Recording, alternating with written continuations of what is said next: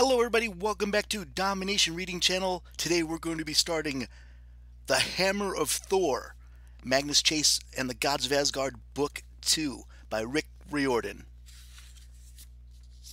Let's go ahead and jump right into it. Thank you guys for listening. Magnus Chase and the Gods of Asgard, Book 2, The Hammer of Thor. Chapter 1. Could you please stop killing my goat? Lesson learned. If you take a Valkyrie out for coffee, you'll get stuck with the check and a dead body. I hadn't seen Samara Alavis in almost 6 weeks, so when she called me out of the blue and said we needed to talk about a matter of life and death, I agreed right away. Technically, I'm already dead, which means the whole life and death thing didn't apply, but still, Sam sounded anxious. She hadn't yet arrived when I got to the Thinking Cup on Newbury Street. The place was packed as usual, so I queued up for coffee. A few seconds later, Sam flew in, literally, right over the heads of the cafe patrons. Nobody batted an eye. Regular mortals aren't good at processing magical stuff, which is fortunate, because otherwise, Bostonians would spend most of their time running around in panic from giants, trolls, ogres, and Einhar with battle axes and lattes. Sam landed next to me in her school uniform, white sneakers, khaki slacks, and a long-sleeve navy shirt with the King Academy logo. A green hijab covered her hair. An axe hung from her belt. I was pretty sure the axe wasn't a standard dress code. As glad as I was to see her, I noted that the skin under her eyes was darker than usual. She was swaying on her feet. "Hey," I said, "you look terrible." "Nice to see you too, Magnus."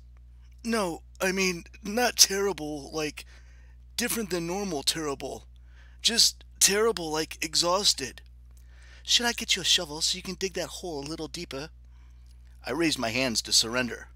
"Where have you been the last month and a half?" Her shoulders tightened. "My workload this semester has been killing me. I'm tutoring kids after school. Then, as you might remember, there's my part-time job reaping souls of the dead and running up top-secret missions for Odin." "You kids today and your busy schedules." "On top of that, there's flight school." "Flight school?" We shuffled forward with the line. "Like airplanes?" I knew Sam's goal was to become a professional pilot someday, but I hadn't realized she'd already started taking lessons. "You can do that at 16? Her eyes sparkled with excitement. "My grandparents could never have afforded it, but the Faldens have the friend who runs the flight school. They finally convinced Jid and Bibi." "Ah," I grinned. "So the lessons were a gift from Amir." Sam blushed. She's the only teenager I know who has a betrothed, and it's cute how flustered she gets when she talks about Amir Fadon. "The lessons were the most thoughtful, most considerate," she said wistfully.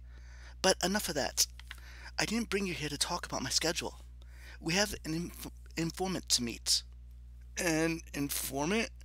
"This could be the break I've been waiting for, if his information is good." Sam's phone buzzed.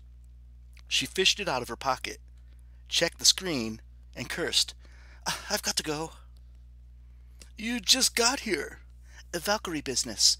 Possible code 381. Heroic death in progress." "You're making that up." "I'm not." "So, what?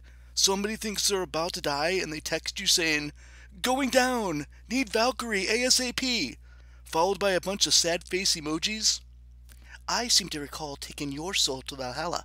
You didn't text me." "No, but I'm special." "Just get a table outside," she said. "Meet my informants. I'll be back as soon as I can." "I don't even know what your informant looks like." "You'll recognize him when you see him," Sam promised. "Be brave. Also, get me a scone."